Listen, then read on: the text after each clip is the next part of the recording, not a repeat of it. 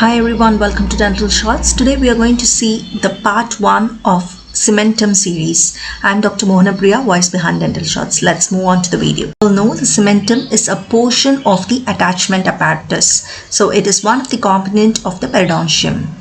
It was first demonstrated microscopically by pupils of Purkinje in the year 1835.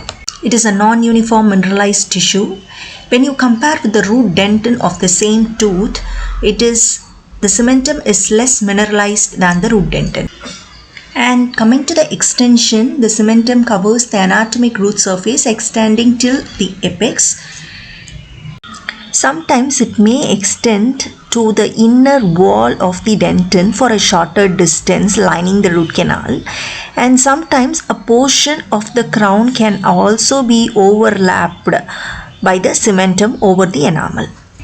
Now in the next part, don't forget to see the development of cementum. Let's meet in the second part. If you like the video, kindly like, comment, subscribe to Dental Shots, and have a great day. God bless you all. Everyone, welcome to Dental Shots. This is part 2 of Cementum series, in which we are going to see the development of cementum. After the crown formation, the outer enamel epithelium and the inner enamel epithelium fuse to form the Hertwig's epithelial root sheath. The most apical portion of the Hertwig's epithelial root sheath is the diaphragm, which separates the dental papilla from the dental follicle. And the Hertwig's epithelial root sheath get ruptured, and the mesenchymal cells of the dental follicle comes in contact with the dentin. The continuous layer of cementoblast is formed then. The cementum formation begins by the deposition of meshwork of irregularly arranged collagen fibrils sparingly distributed in the ground substance called pre-cementum or cementoid. So they produce a collagen fibers at right angle to the surface of the first cementum and in a highly mineralized mantle dentin known as hyaline layer. The matrix maturation and mineralization occurs to form a cementum later. On seeing the mineralization of the cementum, first is occurring between the collagen fibrils and later is occurring within the collagen fibrils. First it was between the collagen fibrils, later it is within the collagen fibrils. This histological image gives you a clearer picture wherein you can see a epithelial diaphragm which separates the dental follicle from the dental papilla apically, and later the epithelial sheath which comes in contact with the predentin at the root end, and later the epithelial sheath gets broken and separated from the root, which is forming the initiation of cementum formation. And in the next part, we will be discussing about the salient features of cementum. Do not forget to say it, and have a great day. God bless you all. If you like it, comment, subscribe to Dental Shots. Have a great good day to everyone. Welcome to Dental Shots. I'm Dr. Mohanapriya. Today we are going to see part 3 of Cementum series, the salient features of cementum. Cementum doesn't have blood vessel. There is no nerve fibers or there is no lymph vessels in the cementum.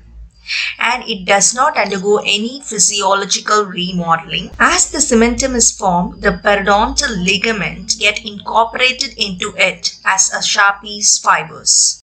The cementum not only gives the surface area for the attachment of the Sharpie's fibers, but also for the collagen fibers of the gingiva. The cementum has the capacity to continuously deposit throughout the life. Comparing with the other mineralized tissue of the oral cavity, the cementum has the highest fluoride content.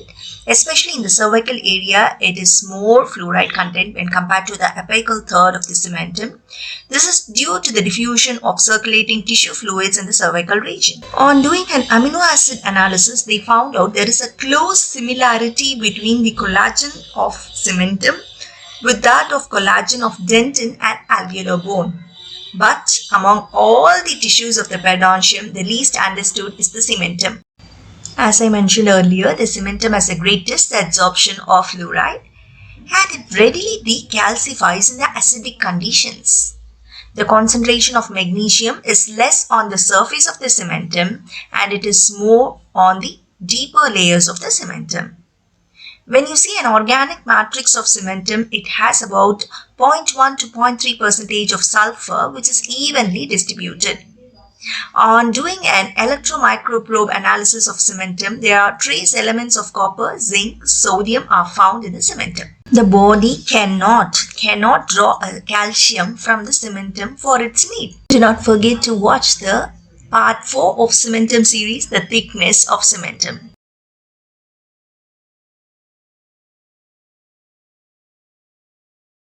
Welcome to Dental Shots. This is part 4 of Cementum series regarding the thickness of cementum. The thickness of cementum in the coronal third is 20 to 50 micrometer, that is equivalent to the thickness of the hair. And in the apical and in the furcation area, the thickness of the cementum is 150 to 200 micrometer. When you see the distal surface of the root compared to the mesial surface of the root, the thickness of the cementum would be higher in the distal end due to the functional stimulation, due to the mesial drift, and also due to the migration. Let's now see the clinical significance of thickness of cementum. The cervical cementum has less thickness as well as it is relatively soft. So, when the cervical cementum is exposed to the oral environment due to the gingival recession, they are more prone for the cervical abrasion. Hope you like the part 4 and do not forget to see the part 5 series of cementum, which concentrates on the physical characteristics and composition of cementum. Hello everyone, welcome to Dental Shots. Today we are going to see part 5 of cementum series concentrating on the physical characteristics and composition of cementum. First, about the physical characteristics, the cementum is light yellow, permeable to the dyes and radioactive substances. But the permeability decreases with the age and the cementum is relatively brittle. But the hardness of the cementum is less than the dentin and it differs from the enamel by the lack of the lush and dark. On seeing the composition of the cementum, we can broadly classify it into inorganic content and organic content. In the inorganic content, the calcium and phosphate in the form of hydroxyapatite contributes to 45 to 50%. Some of the trace elements like magnesium, fluoride, sulfur, calcium, copper, zinc are found in cementum. And the cementum has the highest fluoride content among the dental tissues. And there is no relationship between the aging and the mineral content of the cementum. Coming to the organic content of the cementum, it consists mainly of collagen and protein polysaccharides and 90% of type 1 collagen, 5% of type 3 collagen, and other type of collagen found are type 5 and 12, which is called as facet, and type 14. On doing a biochemical study on the dry mass of cementum, they found out that 50% is inorganic by the hydroxyapatite crystals and 50% is organic, which is largely contributed by the collagen and less degree by the glycoprotein and proteoglycans. I hope you like this video and do not forget to see the part 6 of cementum series regarding the fibers of cementum. Hello everyone, welcome to Dental Shots. Today we are going to see the part 6 of cementum series regarding the fibers of cementum. So where does the collagen fibers of cementum are originating from? They are broadly classified into the extrinsic fibers of cementum and intrinsic fibers of cementum. Terminology suggests the intrinsic means it is produced by the cementoblast itself and the extrinsic fibers are formed by fibroblasts. So the extrinsic fibers are nothing but the Sharpie's fibers, that is the embedded portion of the principal fibers of the periodontal ligament. But the intrinsic fibers belong to the segmental matrix itself secreted by the cementoblast. Kindly look into the picture on your right, wherein the fibers are represented by E called the extrinsic fibers, which are the Sharpie's fibers of the periodontal ligament getting embedded into the cementum. So these fibers, extrinsic fibers, are produced by the fibroblast. When you see horizontally running I fibers, that is the intrinsic fibers, are belonging to the cemental matrix itself, is produced by the cementoblast. Let's now see how does the Sharpie's fibers of the cementum differ from the Sharpie's fibers of the alveolar bone. To make it simple, first we will see the thickness of the Sharpie's fibers in the cementum, which is thinner but it is thicker in the alveolar bone. When you see the Sharpie's fibers arrangement in the cementum, they are arranged close in interval, but they are not closely arranged in the alveolar bone. Due to the characteristic features of these Sharpie's fibers, during occlusion or any tooth movement or due to any traumatic forces, the forces are evenly distributed in the cementum, but it is concentrated in the alveolar bone. Do not forget to see the part 7 of Cementum series concentrating on the non-collagenous protein of cementum. Hope you like the video. Kindly subscribe to Dental Shots. Thank you. Have a great day. God bless you all. Hi everyone, welcome to Dental Shots. Today we are going to see part 7 of Cementum series concentrating on non-collagenous proteins of cementum. Bone siloprotein, fibronectin, osteocalcin, osteonectin, osteopontin and tenacin contribute to the non-collagenous protein. Let's see one by one. First is the BSP, bone siloprotein, which is the phosphoglycoprotein. It's a member of transforming growth factor beta superfamily, has 20% of sialic acid residues, and the cementoblasts appear to secrete BSP. The BSP act through transmembrane serine threonine proteins. BSP 2, 4 and 7 promote the differentiation of putative cementoblast precursor cells. The BSP is associated with the early matrix mineralization during early stages of cementogenesis. It also acts as an attachment factor, hence it has an affinity to the collagen fibers and enhances the attachment of osteoblast and fibroblast. BSP is also used in periodontal regeneration, marks the late stages of osteoblast differentiation. It promotes the mineral formation on the root surface and involved in the cellular events through their RGD cell binding motifs. The next non-collagenous protein of cementum is the osteocalcin, also known as bone gla proteins, contains the carboxyglutamic acid, gamma carboxyglutamic acid, a very small protein involved in the mineralization. This osteocalcin is a marker of cell associated with mineralization. Osteocalcin has a significant role in preventing the ectopic calcification, and it also a significant indicator of osteoblastic differentiation, and also plays an important role in regulation of crystal growth during mineralization.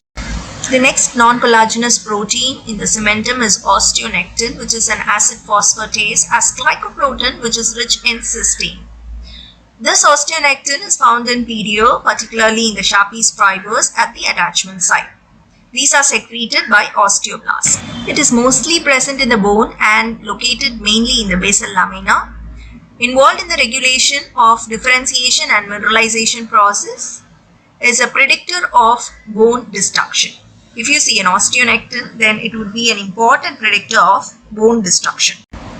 The next non-collagenous protein in the cementum is osteopontin, which is also termed as BSP1. It has a high sialic acid content in the glycoprotein and primarily found in the bone and has an affinity for calcium ions. So, the BSP and osteopontin are the predominant non-collagenous protein in the cementum. It is involved in the pre-cementoblast chemoattraction and its adhesion to the root surface and cell differentiation. Osteopontin acts as a adhesion protein associated with the acellular cementum. It is expressed prior to the mineralization, and it appears to be involved in the attachment as well as the movement of osteoblast and osteoclast. Osteopontin is regulating the mineral growth. When there is an osteopontin knockout mice, there is no anomaly in the root development because of the compensation made by the other non-collagenous protein of the cementum. The next non-collagenous protein is a fibronectin. It has an important in the diagnostic and therapeutic application in periodontics. It has an important role in the formation of the long junctional epithelium and used as in the root conditioning agent. It is involved in the organization of the extracellular matrix. Fibronectin is a potential marker of disease activity. Alpha-5 beta-1 receptor mediates the fibroblast adhesion to the extracellular matrix in the gingiva and periodontal ligament. The fibronectin binds with the cells to the components of extracellular matrix. During the tooth development, the fibronectin and tenacin, which is present in the basement membrane of the Hertwig's epithelial root sheath at the time of odontoblast differentiation. and it is also found in the attachment site of the PDL to the cementum surface, but not in the cementum itself. The next non-collagenous protein is the tenascin, which is the large molecular weight proteoglycan containing a large chain glycosaminoglycan, is seen in PDL and in cemental surfaces. The tenascin comprises of the family of proteins that has been designated as tenascin C, R, X and Y. Tenascin is widely distributed in periodontal tissues, has a key role in linking the collagen to the mineralized matrix. Tenascin is an expression which is found significantly increased when the tooth is subjected to the mechanical load. So the importance of non-collagenous protein, that is the bone xyloprotein, osteopointin, osteonectin, which is expressed during the early tooth root development by the cells along the root surface. It plays an important role in the differentiation of cementoblast, which is the progenitor cells of cementum. I hope this would be a detailed explanation of the non-collagenous protein of the cementum, and do not miss to see a protein which is specific to the cementum in the part 8 of cementum series. Thank you. Have a great day. God bless you all. Hello everyone, welcome to Dental Shots. Today we are going to see the protein specific for cementum, which is the part 8 of cementum series. In this video, we are going to concentrate on cementum derived attachment proteins. What is the clinical significance? After any periodontal surgical instrumentation of the root surface, it is exposed to the oral environment and it is influenced by the cementum derived attachment proteins. So in short, we call them as cementum attachment protein, CAP. These are the markers of developing cementoblast. This CAP is invariably detected in the acellular extrinsic fiber cementum. So there is an increased presence of CAP in a cementoid matrix that is laid down prior to the formation of acellular extrinsic fiber cementum in a developing tooth. This CAP is thought to be chemotactic and a differentiation inducing protein which provides an attachment to the PDL fibers, and hence a CAP, the cementum attachment protein, is a definitive marker for the cementum, and this protein is not isolated from the bone. On evaluating the recent studies made in cementum, the role of collagenous cementum derived protein, that is CAP, which promotes the adhesion and spreading of mesenchymal cells with the osteoblast and PDL fibroblast. The PDL fibroblast shows a better adhesion due to the CAP than the gingival fibroblast and keratinocytes matrix. I hope you like the video and do not forget to see the part 9 of cementum series regarding the cells of cementum. In this part 9 of cementum series, we are going to see in detail about cells of cementum, starting from the cementoblast, cementocyte, cementoblast and fibroblast. The primary source of cementum is from the cementoblast. So as soon as the Hertwig's epithelial root sheath breaks down, the undifferentiated mesenchymal cells from the adjacent connective tissue differentiate into a cementoblast. The cementoblast has a numerous mitochondria, Golgi apparatus, large amount of endoplasmic reticulum, and the basophilia of the cytoplasm vacuole increases when there is an active cementogenesis. To be precise, the acellular cementum is from the dental follicle and the cellular cementum is from the progenitor cells from the endosteal space. Whenever a viable dentin is exposed to the soft tissues of the periodontal ligament, the cementoblasts can arise in that particular area for the cementum deposition. The cellular turnover of the cementoblast is less than that of the osteoblast. The two major switches which involved in the osteoblast differentiation also involved in cementoblast differentiation, which are RUNX2 and CBFA1. The next cell is the cementocyte. They are the cementoblasts which get incorporated into the cementum. They are called cementocyte. They are found within the lacunae, and the lacunae has lot of canaliculi which anastomoses with one another, and the canaliculi are directed towards the periodontal surface of the cementum. So cementocytes are formed initially. The cementoblast separates from the cementum by an uncalcified cementoid.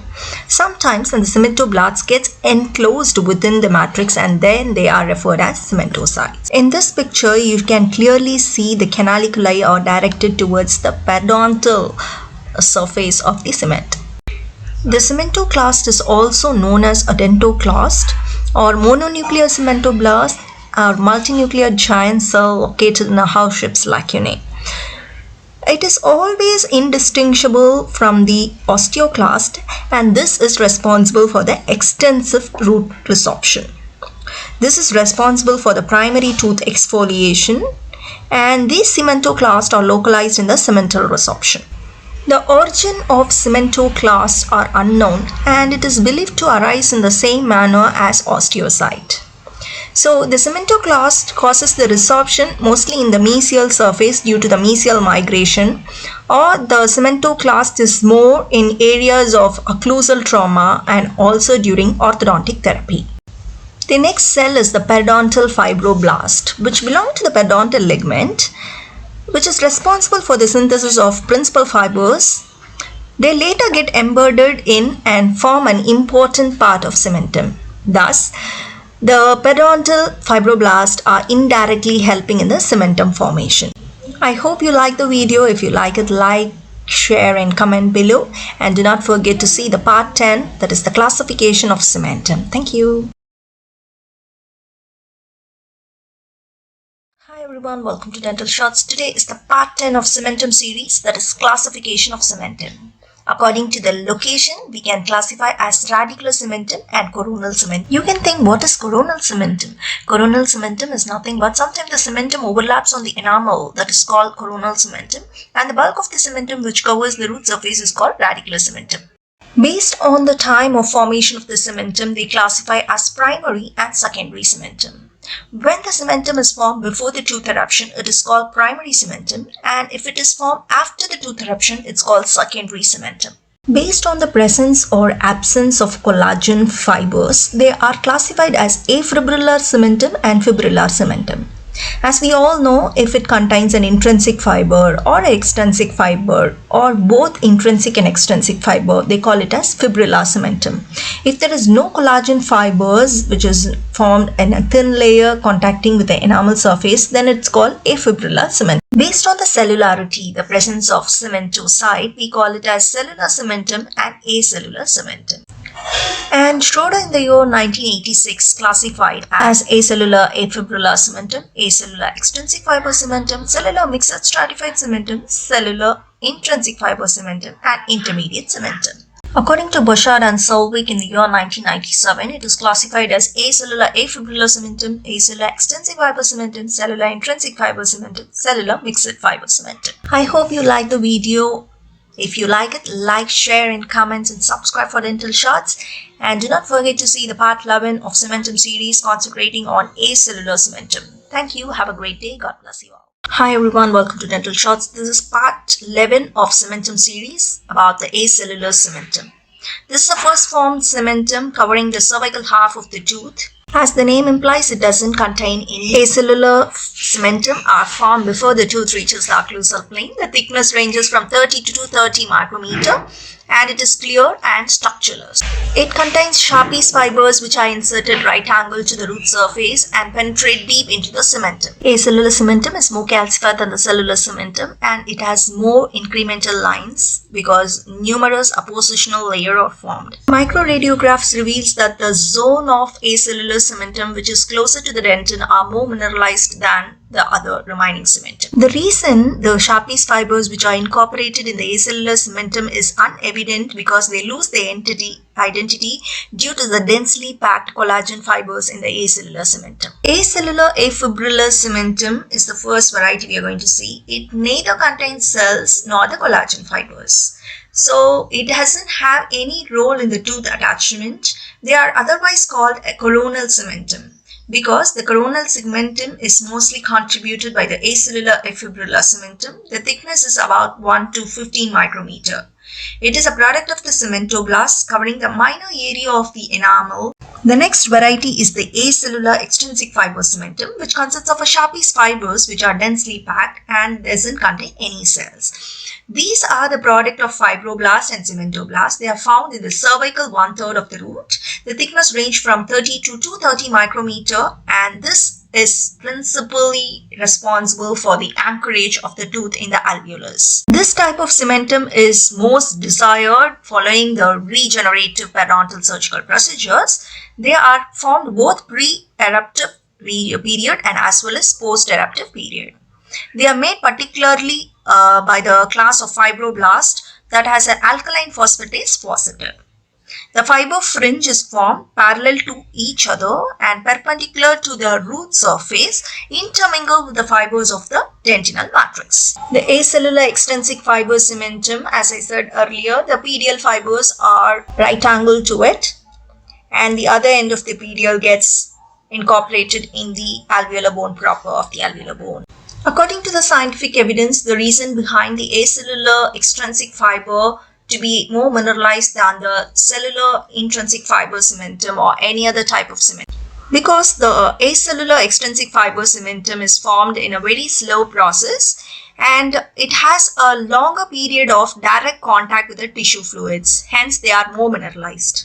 Why not the cellular intrinsic fiber cementum or cellular mixed fiber cementum are not more calcified? Because it has a lacunae which is uncalcified and it has an uncalcified core of Sharpie's fibers. In the soft X-ray examination of the cementum reveals that the cellular extrinsic fiber cementum is less mineralized in the innermost layer, and in the outer layer it has an alternating bands of more and less mineral content that run parallel to the root surface. Do not forget to see the part 12 that concentrates on the cellular cementum in detail, and if you like this video, like, comment, share and subscribe to Dental Shots. Have a great day. God bless you all. Thank you.